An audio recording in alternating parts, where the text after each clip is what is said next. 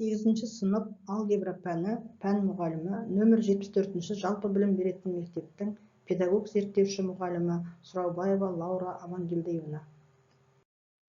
Сәлеметсіздер ме оқушылар? Сабақтың тақырыбы квадрат теңдеулер арқылы мәтінді есептерді шығару. Сабақ мақсаты мәтінді есептерді квадрат теңдеулердің көмегімен шешу, мәтінді есептерді бөлшек рационал теңдеулердің көмегімен шешу. Сабағымыздың алдында миға шабуыл тапсырмасын орындап алайық.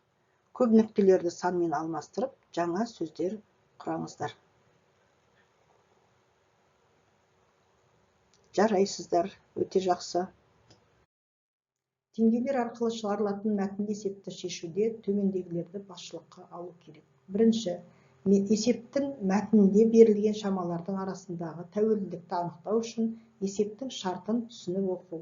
Екінші, белгілі және ізделінді шама арасындағы байланысты анықтап, өрнек құру. Үшінші, бір шаманы беретін екі өрнекті жазып, оларды теңестіру арқылы теңдеу құру. Төртінші, құрылған теңдеудің түбірлерін табу және есептің шартын қанағаттандыратынын тексеру. Бірінші есеп. Пәтерде ендері 1:2 бөлме жасау жобалануда. Бірінші бөлменің ұзындығы енінен 4 есе артық, ал екінші бөлменің ұзындығы 6 метр. Пәтердің ауданы 40 метр квадрат. Бөлмелердің енін табыңдар. Бөлмелер тіктөртбұрыш болғандықтан, бөлменің ауданы ұзындығы мен енінің көбейтіндісі. Екі бөлменің ауданы 40 квадрат метр, бірінші бөлменің ауданы 4х көбейтілген х болады, екінші бөлменің ауданы 6 көбейтілген х. Мынау біздің жобаланған екі бөлмелі пәтеріміздің сызбасы. Теңдеу құру барысында мынандай өрнектер шығады. 4х квадрат қосылған 6х тең 40.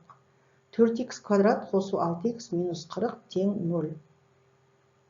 Теңдеудің барлық мүшелерін 2-ге бөлеміз. 2х квадрат қосылған 3х минус 20 тең 0. Квадраттық теңдеуін шешеміз. Бірінші дискриминантын табамыз. Дискриминантымыз 169-ға тең. Бірінші түбіріміз 2,5-ге тең, екінші түбіріміз минус 4-ге тең. 2,5 бөлменің ені болады, себебі ол осы берілген теңдеудің шешімін қанағаттандыратын түбір. Минус 4 бөгде түбір, себебі біз ұзындықты оң сандармен өрнектейміз. Теплоход барлық жолға 5 сағат жұмсап, өзен ағысымен 48 км жүріп өтіп кері қайтты. Өзен ағысының жылдамдығы 4 км сағат болса, теплоходтың меншікті жылдамдығын табыңдар. Қозғалысқа, бірлескен жұмысқа берілген есептерді кестеге берілгенін жазып, сосын теңдеуін құру оңай болады. Бірінші ағыс пен ағысқа қарсы жүрген жолды анықтаймыз. Ағыспен 48 км, ағысқа қарсы 48 км. Екінші жылдамдық.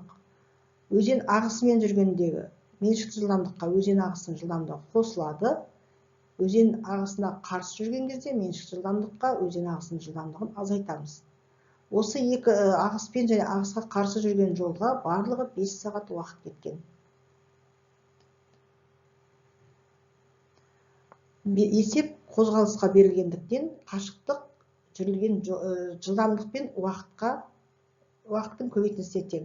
Жылдамдығымыз қашықтықты уақытқа бөлгенге тең. Яғни біз меншікті жылдамдықты табуымыз керек. Бірінші ағыспен жүрген уақытты табамыз, екінші ағысқа қарсы жүрген уақытты табамыз. Екеуінің қосындысы 5-ке тең. Бірінші өрнекті х минус 4-ке көбейтеміз, екінші өрнегімізді х плюс 4-ке көбейтеміз. Бізде осындай бөлшек рационал теңдеу құрылды. Енді ортақ бөлімге келтіріп, біз 5х квадрат минус 96х минус 80 тең 0 деген квадраттық теңдеу құрамыз. Мұнда бірінші дискриминант табамыз. Дискриминантымыз 10.816-ға тең. Бірінші түбіріміз 20-ға тең, екінші түбіріміз минус 0,8-ге тең. Минус 0,8 бөгде түбір болады. Өйткені есептің жауабын қанағаттандырмайды, біз меншікті жылдамдық тауып отырмыз. Жылдамдық оң сандармен өрнектеледі. 20 саны меншікті жылдамдық болып табылады. Яғни теплоходтың меншікті жылдамдығы 20 км сағат. Тақырып бойынша оқулықпен жеке жұмыс жасайық. Нөмір 12-де 1 тапсырмасын орындаймыз. Бірінші, мәтінді түсініп оқыңдар. Ізделінді және берілген шамаларды анықтаймыз. Шамалар арасындағы қатынасты анықтап, өрнек құрамыз. Сөйтіп, жаяу жүргіншілердің жылдамдығын қандай екенін табамыз.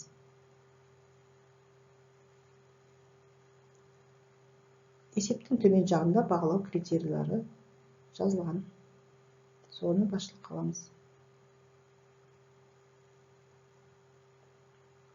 Жарайсыңдар. Сабағымызды қорытындылау мақсатында Wordwall платформасында құнды сұрақтарға жауап беріп, сабағымызға қорытынды жасайық. Ол үшін ұялы телефондарыңызбен алдыларыңыздағы QR-кодты сканерлеу арқылы ұяшықтағы сұрақтарға жауап беріңіздер. Бірінші сұрақ: квадрат теңдеу арқылы мәтінді есептерді шешу алгоритмі қандай?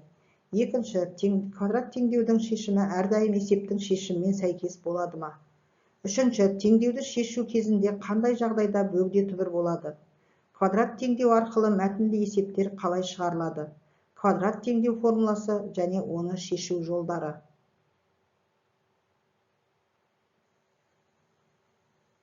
Жарайсыңдар. Келесі кестені толтырып, көңіл-күйлеріңізді анықтаңыздар. Мен бүгін сабаққа өте жақсы, нашар қатыстым. Бүгінгі сабақтағы нәтижеме ризамын, риза емеспін. Мен үшін сабақ қызықты болды, қысқа болды, ұзақ болды.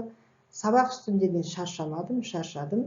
Сабақта өтілген материалдар мен үшін түсінікті, түсініксіз, қызықты, қызықсыз болды. Жақсы, сабақ аяқталды. Сау болыңыздар, барлықтарыңызға рахмет.